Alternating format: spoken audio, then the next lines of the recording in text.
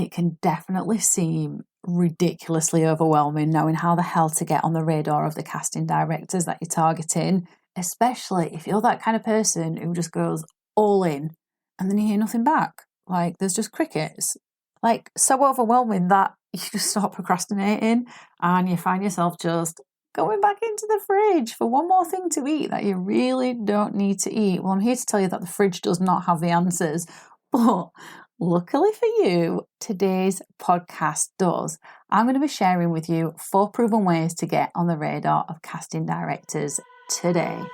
You are listening to Unstoppable Actors, the essential podcast for ambitious, aspiring actors.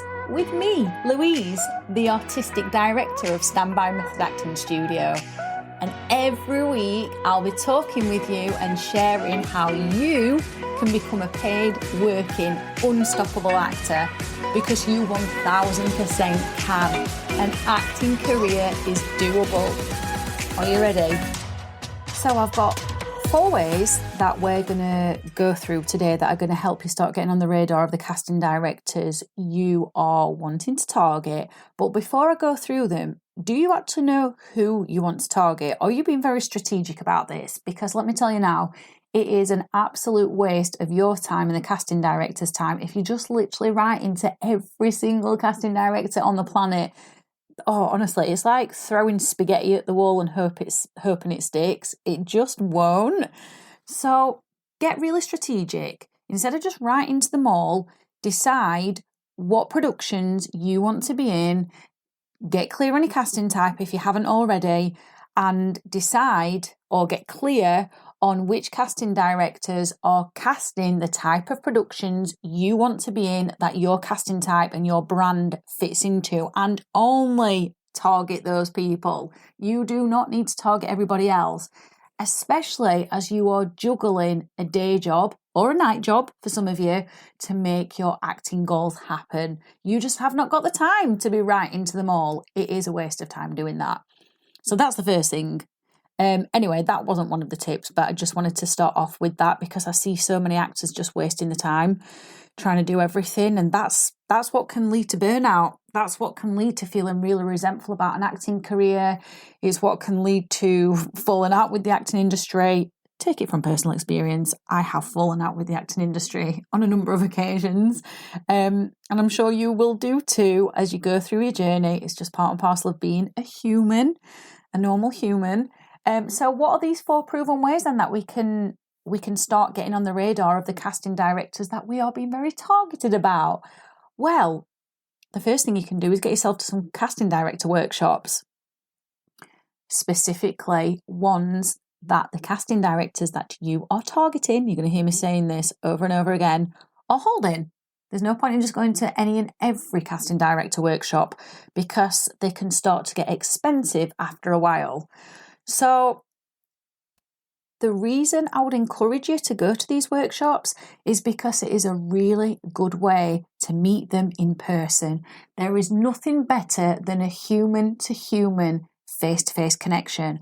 Now, obviously, with the state of the world, some of these casting director workshops might still be online, but that is still better than them just reading a letter from you and them not being able to get the energy of the person behind that letter. So in whatever capacity these casting director workshops are taking place, whether it be online or in person, it is a really good way to make a genuine human-to-human connection with them.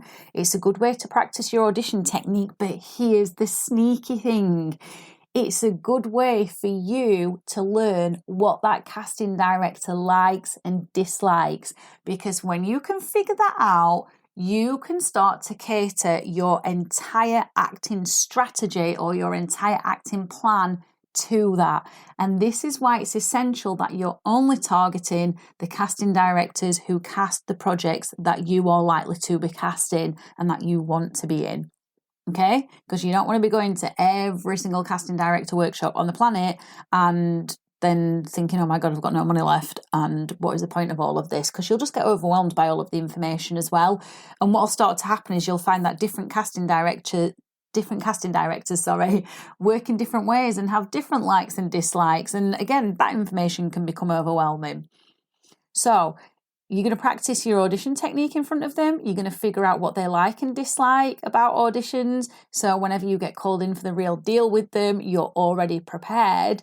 And of course, you are going to be improving your audition technique, because let me tell you, auditions are a completely different kettle of fish. They are so different to being in an actual full-on production where you've got maybe not all the time in the world, but you've got way more time to prepare for a full-on audition, full-on production. Oh my God. Yeah, auditions can sometimes be given to you with less than 24 hours notice. And that is one of the downfalls of this industry. Whether we agree with it or not, that is what happens in a lot of cases. So you'll be better prepared because you will have already seen what they like. You will know them a little bit more. And of course, you're going to feel more comfortable in the entire audition process anyway, because you'll have gotten feedback from a casting director perspective on the do's and don'ts. So that would be my first tip for you. And it is a proven way, because I've had students who have done this exact plan that I'm sharing with you. They've got specific about who they're targeting, and they've only gone to those casting director workshops. And then they've followed up. This is a little bonus tip for you. They've then followed up with a thank you email saying, thank you so much for making me feel so comfortable at your workshop. It was so good to meet you. P.S. Loved your sweater, or something like that. Being genuine, obviously, not being an arse kisser and not being fake. And then they've got a reply back. And this person who I'm thinking of in particular, Chantel, who did this, got a reply back. I can't remember exactly what it was that the casting director said, but something along the lines of, I'm so glad I've met you and now I know who you are. And I can't remember. They then got some like mutual love for leopard print or something. I can't remember exactly what it was, but that's building a relationship. So casting director workshops can be expensive. Especially if you're doing lots of them back to back. That is one of the cons of them. But the pro is you are starting to build a relationship with that casting director, and that can only be good for business, because people like buying from people. Okay. So the second proven way that you can get on the casting director's radar, this one is going a little bit broader, but it's a very good way to do this. And you will have heard me mention this in the last episode if you listen to that one. It's getting involved in Showreel Share Day, which was set up by Kate Davis Speak. I remember the days when this was brand new. And yes, there was a lot of traction from actors on it, but there wasn't that much traction from casting directors and agents. And now there is. And actually, I think there's a lot to learn from Kate, because she's been consistent with this and just kept going. It's built up and built up and built up, and now there's a real big momentum behind it. And that's the same for you. If you can just stay consistent with all of these tips I'm going to give you, eventually you'll get that momentum as well, and you'll be able to raise your profile. But yeah, definitely get involved in Showreel Share Day. Yes, it can be very busy. That's one of the cons of it. It can now be very busy. But one of the pros of it is there are a lot of supportive people who get involved and take part in this. You will find lots of other actors willing to retweet your... Oh, by the way, it takes place on Twitter. I should have mentioned that. But you'll find lots of other actors willing to retweet your showreel. And you will also find lots of directors and production companies also doing that. And here's the thing, even if it seems like there's crickets on your profile, like literally nobody's engaging, you never know who's looking. You never know who's watching your showreel without pressing that like button, or without pressing that retweet button, or without leaving a comment. So it's always handy to get involved in that. And I'd say get involved in it every single year, because the more you can show up on it and the more people start becoming familiar with your name and your face, the more likely they are to retweet your stuff. And there are so many lovely actors as well who leave really nice comments about each other's showreels. It's, sometimes there can be bitchiness in this industry, which really gets my goat up, but we'll not go into that. But what I like about this is it's very supportive. I really love that, because let's be honest, guys, we thrive in community and we thrive in a supportive community. So I would definitely encourage you to be a part of Showreel Share Day on Twitter. Now, talking about socials, the third proven way of getting on the radar of casting directors is engaging with them on socials, and they are active on Twitter. But there is a caveat to this. You've got to be sincere and authentic. Do not be an arse kisser. It is so obvious. Like, people can smell arse kissing a mile off. They really can, because it's inauthentic, it's insincere. You don't have to reply to everything. You don't have to reply to every single tweet. That would start getting a bit weird. You know, if you're there replying to every single one as soon as the tweet comes out, be selective about the ones that you're going to reply to, and only reply to the ones that you genuinely feel in your intuition to reply to. Don't get in your head about this, just follow your gut, but definitely be sincere about it. And it doesn't always have to be about acting. It doesn't always have to be like, hey, when are you next dropping a casting? I'd really love to be seen by you, because that can also reek of desperation, even if that wasn't your intention. Remember, tone can sometimes be very difficult to read on tweets or on social media posts. So just make sure you're being your genuine self.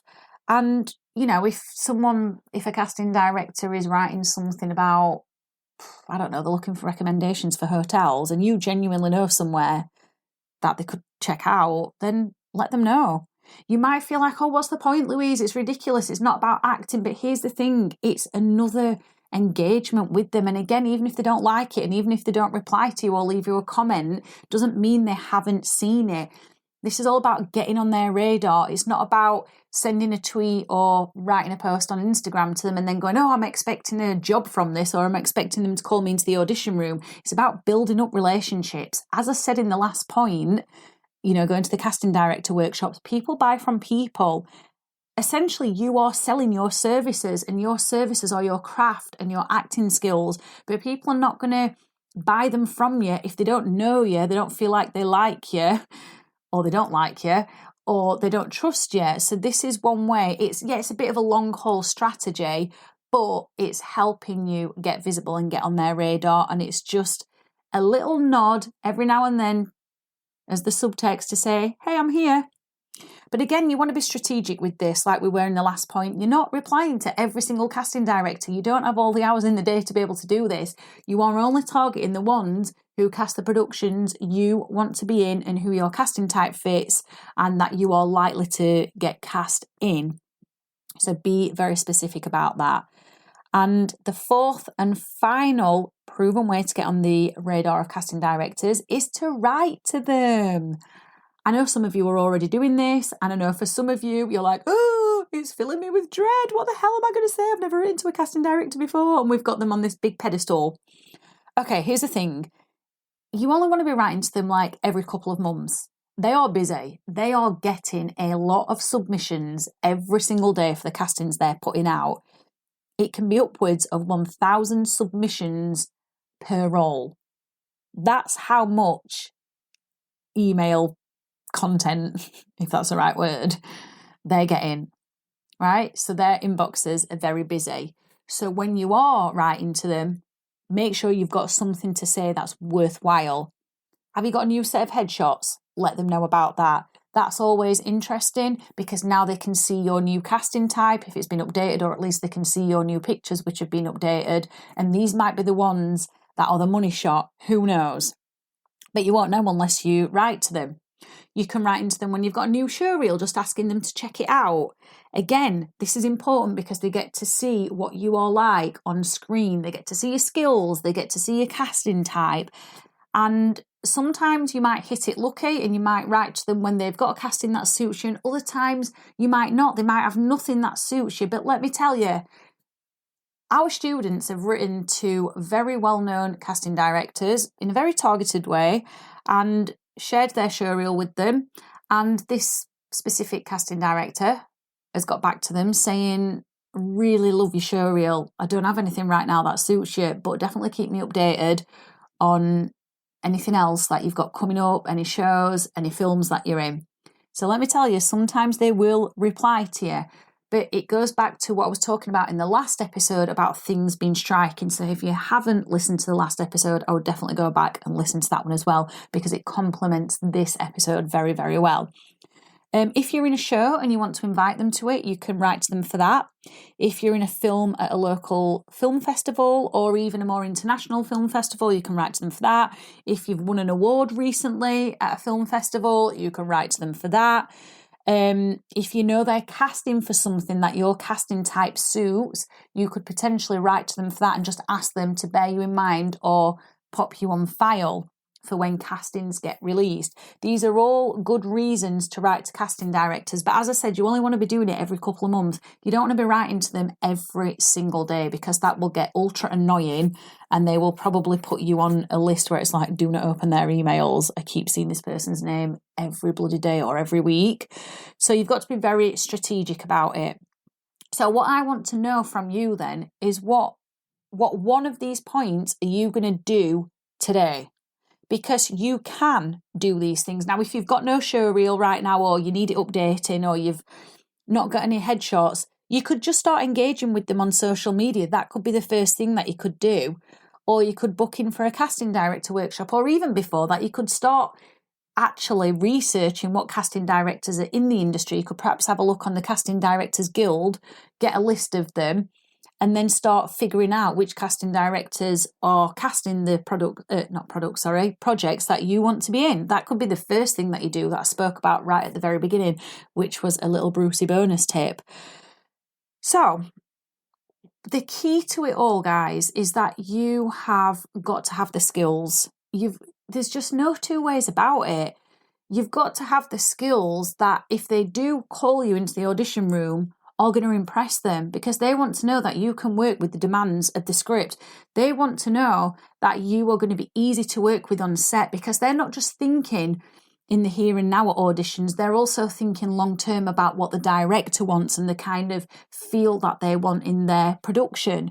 So if you go into the audition, if you do get called in, which it will happen and it can happen if you're consistent, I'm not going to say it's going to happen straight away by putting one of these things into the process, and I'm not saying it's going to happen overnight, but what I'm saying is if you keep showing up and being consistent with these things, you can get called into the room. But going back to my point, your skills have got to be on point. You have got to be bringing your A game into every single audition.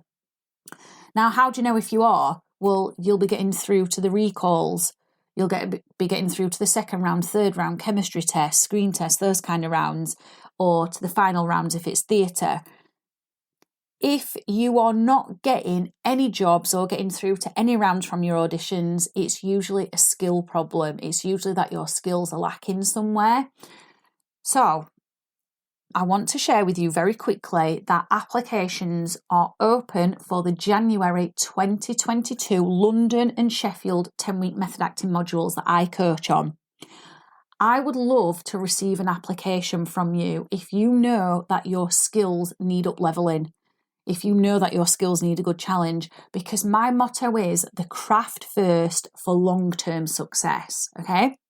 So the 10-week method acting modules are weekly classes that run over the course of 10 weeks, and they dive into a specific area of method acting to get you sharp with your character research, sharp with your character development, sharp with your emotional connections, sharp with your script analysis, sharp with your personalisation, and many other things as well. The auditions are on Sunday the 12th of December. These auditions are online, but both of the classes are in person if you're accepted onto them. So how can you apply? You can click the link below, which is below this podcast, and that will take you straight to the application form.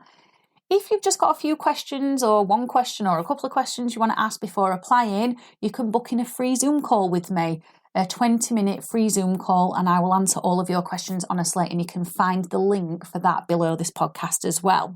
I really hope you have got something from this podcast that you can start working on straight away. If you're really, really serious about an acting career, I would be encouraging you to get started on one or two, not all of these points, just one or two, so you don't overwhelm yourself and you make it more manageable for yourself around your day jobs or your night jobs, or, you know, your jobs being parents or carers or whatever it is that you do.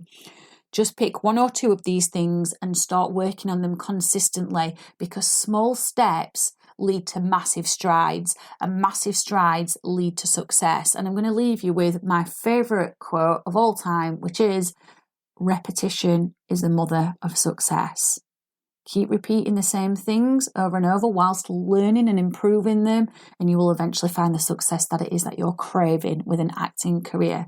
I'll see you in the next episode. I have absolutely loved hanging out with you, and I really hope you enjoyed this episode of Unstoppable Actors, the essential podcast for ambitious, aspiring actors.